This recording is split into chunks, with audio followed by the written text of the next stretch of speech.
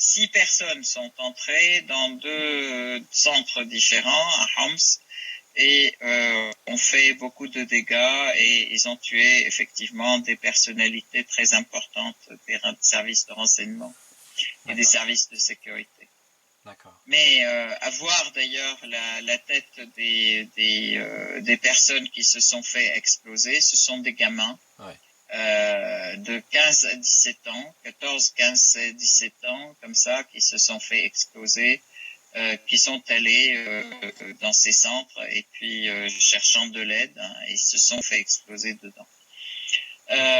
En Syrie, à Damas même, hein, donc l'attentat qui a été, comme vous aviez dit, dans le palais de justice, hein, Ouais.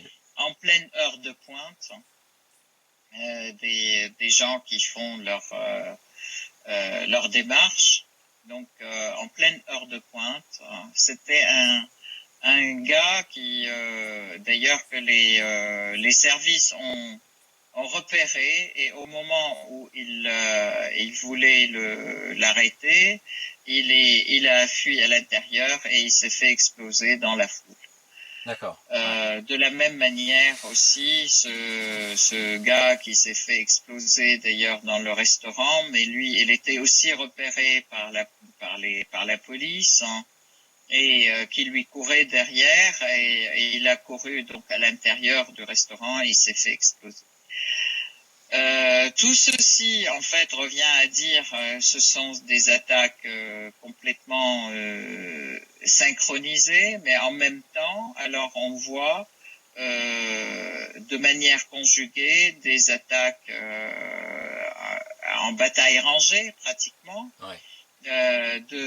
À partir de Jobar, donc les terroristes de Nusra qui voulaient investir Damas, hein, et c'est une attaque en 3 fois, en fait, ça dure depuis 15 jours maintenant, des attaques contre les civils à Damas, voulant envahir le quartier Al-Abbasiyin, et voulant aussi s'attaquant aux maisons, aux appartements, etc., qui sont dans la rue Faris al-Khouri, dans le garage le garage d'Abbasiyin, c'est la gare routière Al-Abbasiyin, de là où partent pas mal de bus vers les provinces et vers les différentes destinations. Uh-huh. Ça a été aussi tout de suite après cette attaque dont vous aviez parlé, donc des cars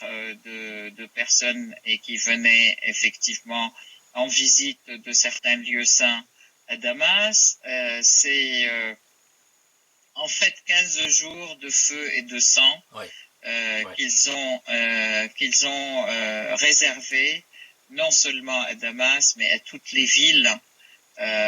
Parallèlement à Dera, il y a eu une attaque acharnée contre le quartier El-Menchi et à Dera, qui a fait aussi, donc au départ, c'est toujours en fait la tactique, c'est toujours on envoie des terroristes se faire exploser ou des voitures piégées, et ça occupe les gens. Donc derrière, il y a une attaque en bataille rangée des terroristes. Bon, je peux dire aussi, fort heureusement, alors, et là je salue l'armée syrienne, l'armée arabe syrienne, qui a non seulement su protéger la population, qui a su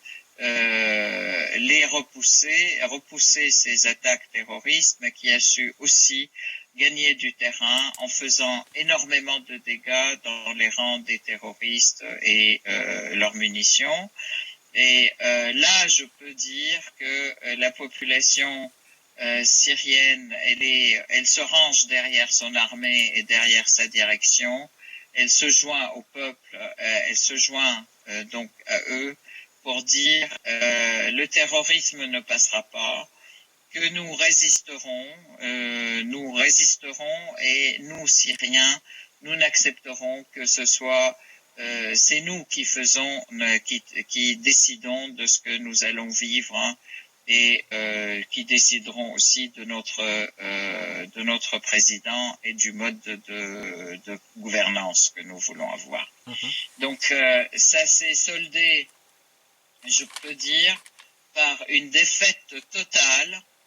Je tiens quand même à rappeler que pendant ces attaques rangées contre toutes les villes de la Syrie, il y avait une campagne médiatique des médias mainstream de démoralisation où ils disaient une campagne de mensonges donc Mhm. où ils annonçaient des victoires de la part des terroristes et le fait qu'ils aient pris contrôle d'un tas de quartiers, etc., appelant la population à se rendre et tout.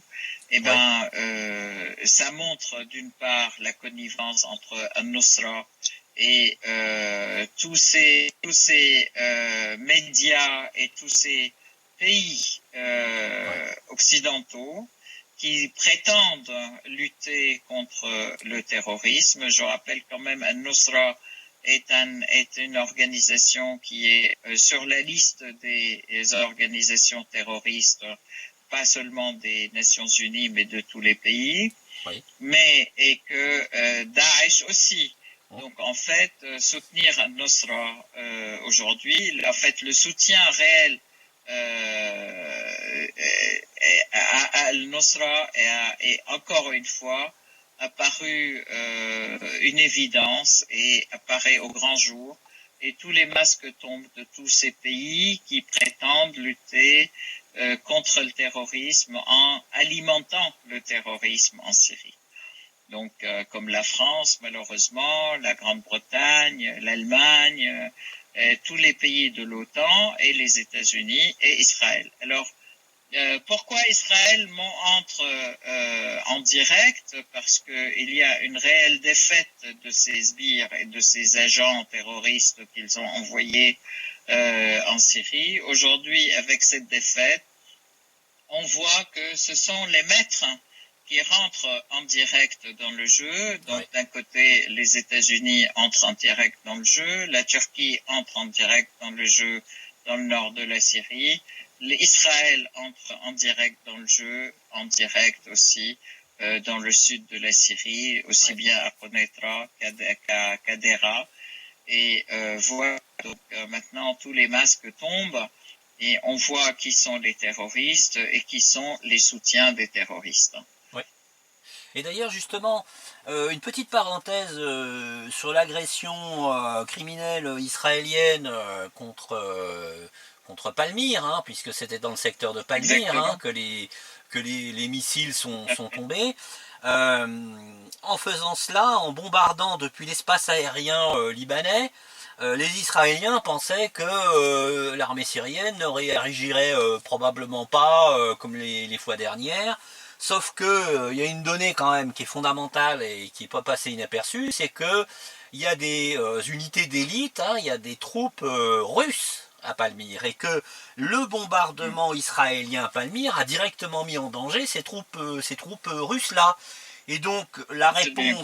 la réponse de Moscou a été on ne peut plus ferme, hein, c'est ne recommencez pas parce que là vous visez directement des endroits où des troupes russes peuvent se trouver et vous risquez, vous mettez en danger la vie de nos troupes. Alors ça a été comment dirais la demande express de l'ambassadeur israélien à Moscou de rejoindre le ministère des Affaires étrangères russe pour s'expliquer sur cette affaire. Et puis, les Israéliens ont eu beau jeu de nier la destruction et l'endommage, enfin la presque destruction d'un autre avion de chasse, parce que c'est l'avion de chasse qui a été détruit est tombé dans les territoires occupés. Donc, pour le coup, c'était assez facile de masquer cette perte. Mais il est très clair que désormais, avec la réponse syrienne qui a détruit un avion et endommagé un autre, et l'avertissement russe, ça veut dire que les prochaines attaques israéliennes seront traitées avec beaucoup plus de fermeté, Hélas, est-ce que ça suffit à décourager le régime sioniste d'attaquer la Syrie une nouvelle fois? Malheureusement, il semblerait que non, puisque le Premier ministre Netanyahou a affirmé qu'il continuerait d'attaquer si nécessaire, considérant l'armement du Hezbollah comme étant un point, une ligne rouge. Bon, on sait très bien que c'est pas le Hezbollah qui est le problème, c'est plutôt apparemment un prétexte. Voilà. En fait, effectivement, la réponse de Poutine a été très ferme, hein, et l'ambassadeur israélien a été appelé à s'expliquer et à s'excuser, et que la fermeté russe était bon, si une prochaine fois, si jamais l'aviation ou Israël menaçait le territoire syrien et menaçait la vie des Russes en Syrie, la réponse sera très très ferme et il en sera autrement. Donc en fait, ça a été un point très très important, une mise au point très importante de la part de Poutine à Israël. Ce qui rend la situation dangereuse aussi, puisque de l'autre côté, on a des têtes brûlées qui sont décidées à utiliser leur impunité historique pour continuer leurs exactions. Hein. Tout à fait, absolument. Je suis d'accord. La question, alors, moi, ce que je voudrais aussi souligner en dernier, puisqu'on a fait un petit peu le tour des questions qui sont arrivées, il y a quelque chose de très important dont on ne parle jamais aussi dans les médias. C'est la progression des réconciliations, régularisations et du nombre on peut dire de rebelles armés qui se rendent et qui rendent leurs armes et qui essayent de régulariser leur situation. Alors je rappelle que dans le quartier Al-Wa'ar à Homs, il y a eu un deuxième accord en fait pour la réconciliation, pour que les hommes armés sortent de la ville et que la ville de Al-Wa'ar ou le quartier Al-Wa'ar de Homs devienne un quartier sécurisé, sans armes, et que toutes les personnes se rendent et régularisent leur situation. Donc des cars, comme d'habitude, ont été mis à la disposition des terroristes étrangers et des terroristes qui veulent continuer à se battre pour les accompagner à Jarablus cette fois-ci. Puisque c'est eux qui ont demandé à être accompagnés à Jarablus et ils avaient peur d'aller se faire couper la tête à Idlib, ce qui montre quand même que ces factions terroristes sont aussi très violentes entre elles, oui. Et se battent entre elles. Et ça, c'est un point je peux dire intéressant et important, puisqu'ils se liquident entre eux, quoi. Ça, c'est mais la progression de cette réconciliation est intéressante. Aujourd'hui, il y a plus de 500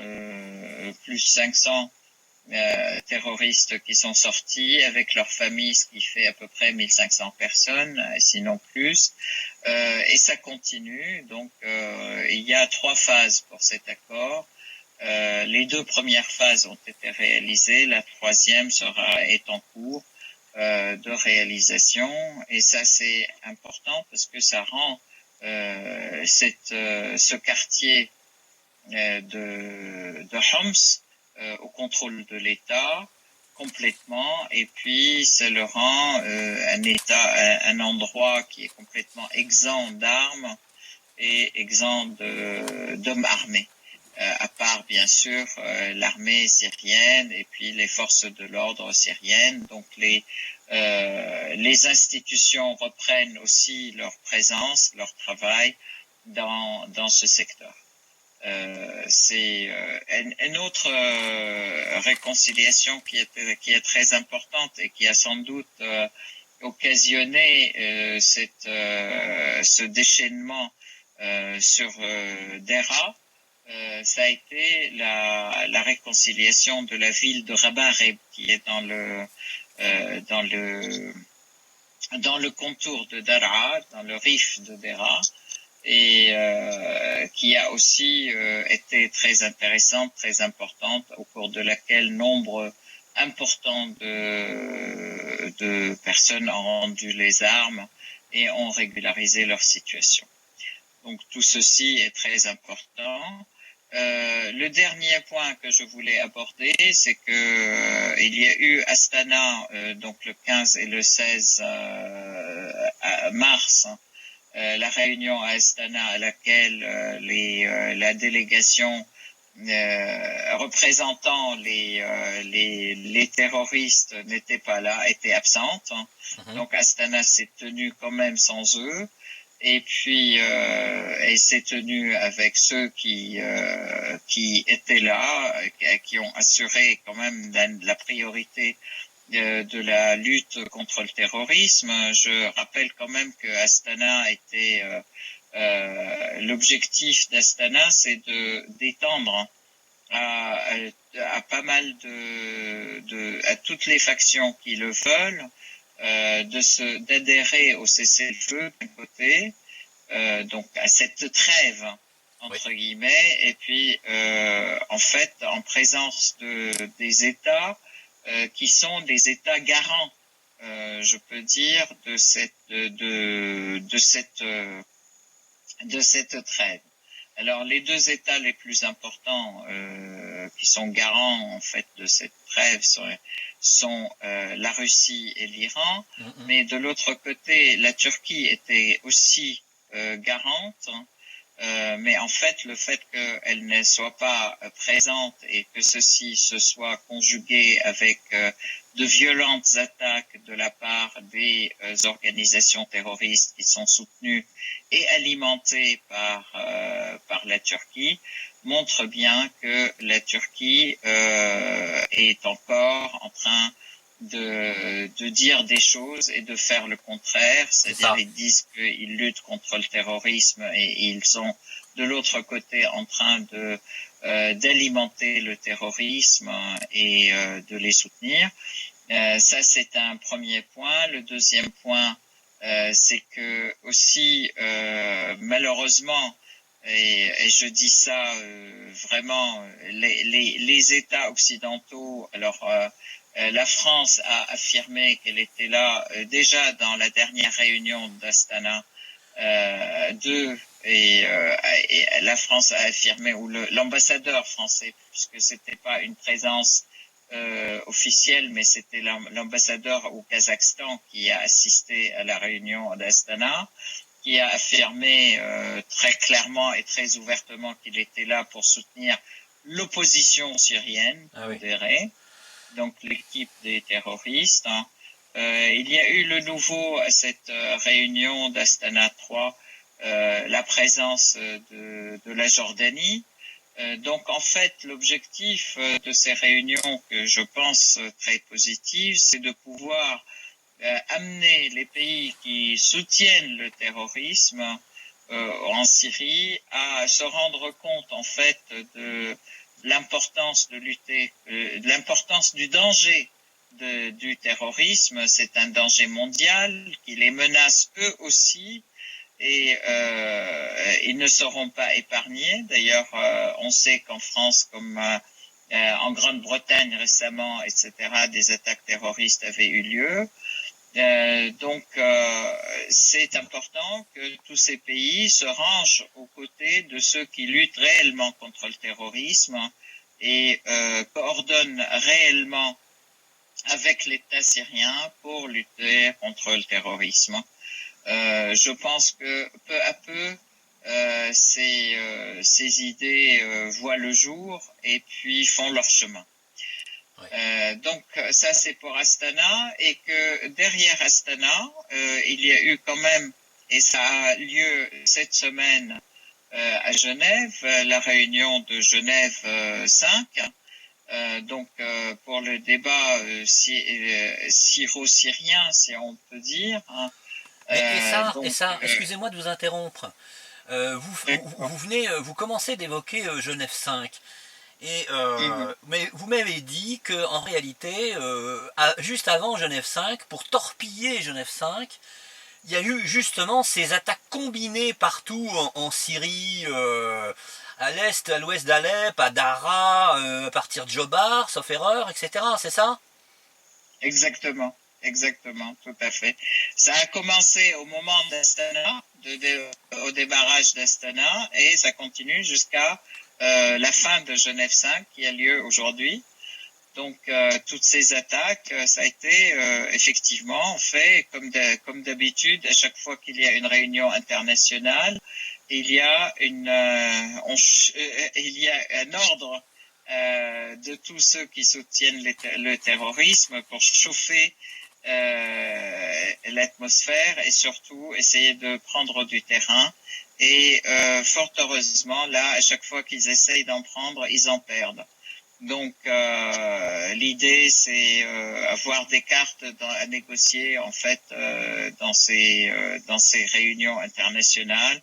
Je trouve quand même que c'est déplorable au prix de beaucoup de vie humaine et de ressources humaines aussi. C'est machiavélique. Hein. Voilà, machiavélique complètement. Et donc, je peux dire en fait, on verra ce soir les résultats de ce que ça a donné au niveau de Genève 5. En tout cas, on peut dire qu'il devait discuter de ce qu'ils appellent des 4 paniers importants. C'était la gouvernance, la constitution et la lutte contre le terrorisme en premier, et puis le pouvoir, en fait, les élections. Donc voilà, les 4 paniers qui étaient au même niveau, on pouvait les prendre, il fallait en discuter, mais en donnant un poids beaucoup plus important à la lutte contre le terrorisme, puisque de toute façon, on ne peut pas parler de gouvernance, on ne peut pas parler d'élections tant que les terroristes sont là. Donc pour moi, la priorité est effectivement à la lutte antiterroriste, pas seulement dans la région, mais dans le monde, et tous les pays qui se joignent de manière sincère et réelle à cette lutte antiterroriste. Donc, ce qui n'est pas aujourd'hui malheureusement le cas de beaucoup de pays de l'OTAN, et ce n'est pas encore le cas de la Turquie. Mais la Turquie se récupère énormément de terroristes qu'ils ont mobilisés eux-mêmes, qu'ils ont fait venir d'autres pays et qui aujourd'hui se font tuer donc en Syrie. La Turquie, quand ils veulent fuir la Syrie, elle les récupère chez elle. Mais pour l'instant, ils ne veulent pas les avoir. D'ailleurs, c'est la raison aussi pour laquelle les pays occidentaux parlent d'enlever la nationalité à tous ceux qui sont partis faire la guerre en Syrie, etc. Oui, parce que Erdogan est en train de... Voilà, Erdogan est en train d'instrumentaliser ces terroristes dont il ne veut plus sur son territoire dans sa guerre ouverte contre l'Union européenne. Hein. C'est-à-dire qu'il menace carrément de laisser passer ces assassins pour qu'ils aillent faire leur saloperie en Europe. Hein. Absolument, absolument. Donc Erdogan est en train de faire pression sur l'Europe, et puis on voit quand même le ton monte beaucoup, son ton monte beaucoup contre l'Europe, mais la réponse de l'Europe est très douce, je peux dire, par rapport à ce qu'il raconte.